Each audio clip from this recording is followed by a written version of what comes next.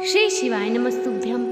नमस्कार, स्वागत है आपका। आज की वीडियो में हम हरियाली तीज की कथा सुनेंगे। हरियाली तीज के व्रत में इस कथा को अवश्य सुने। इसको सुनने मात्र से भगवान शिव माता पार्वती की कृपा की प्राप्ति होती है। एक बार भगवान शिव ने माता पार्वती जी को उनके पूर्व जन्म का स्मरण कराने के उद्देश्य से इस व्रत के महात्म्य की कथा कही।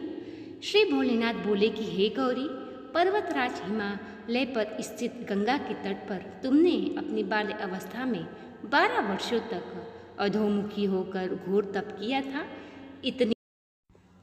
इतनी अवधि तक तुमने अन्न न खाकर पेड़ों के सूखे पत्ते चबाकर व्यतीत किए।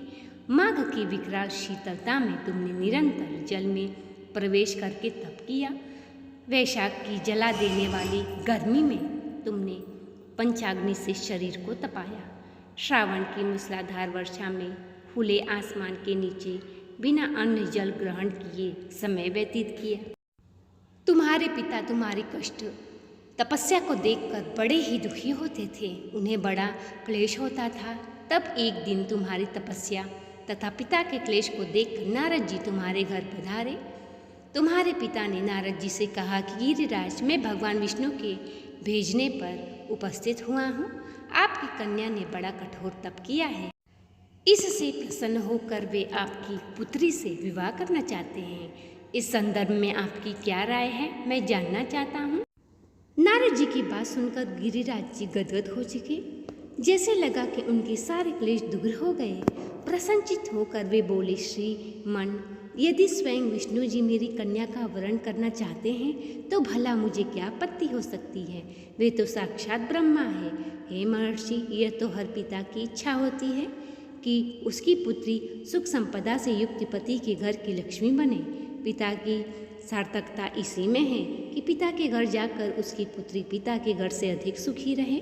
तुम्हारे पिता की स्वीकृति पाकर नारद जी विष्णु के पास गए और उनके तुम्हारे ब्याह के निश्चित होने का समाचार सुनाया।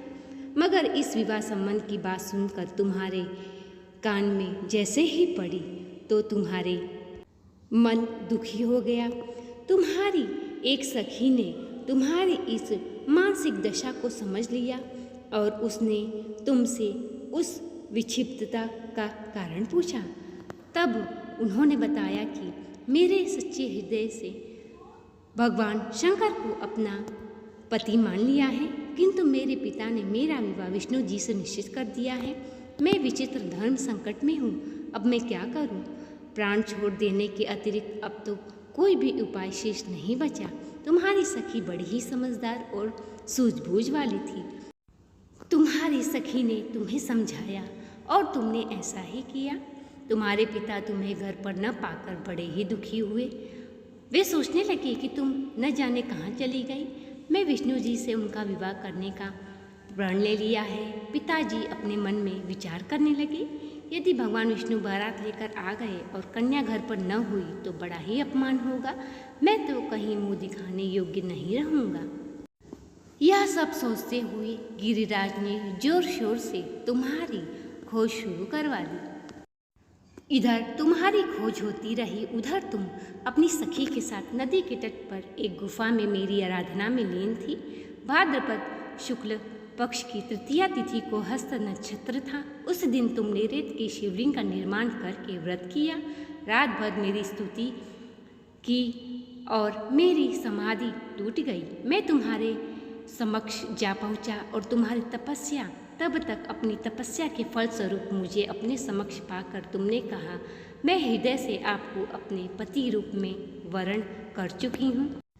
यदि आप सचमुच मेरी तपस्या से प्रसन्न हो तो आप यहाँ पधारे तो मुझे अपनी अर्धांगिनी के रूप में स्वीकार करें।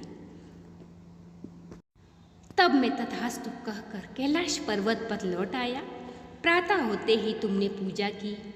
समस्त सामग्री को नदी में प्रवाहित करके अपनी सखी के साथ अपने घर पहुंची। उसी समय गिरिराज अपने मित्र और बंधुओं के साथ तुम्हें खोजते खोजते वहां जा पहुँचे।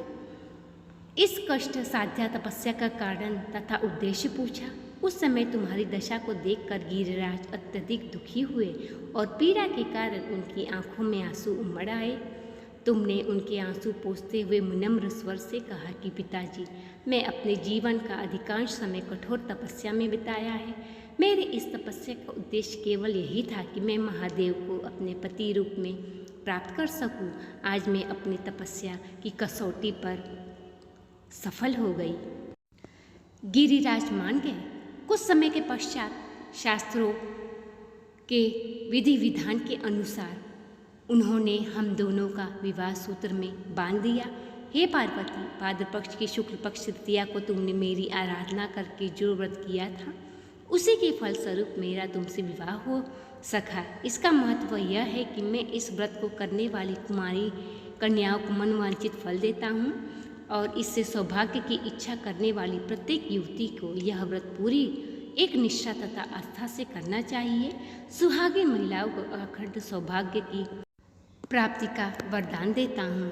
जो भी इस तीज की व्रत को करता है, श्रद्धापूर्वक कथा को सुनता है, उसे अखंड सौभाग्य की प्राप्ति होती है और सुखी दाम्पत्य जीवन का फल भी प्राप्त होता है।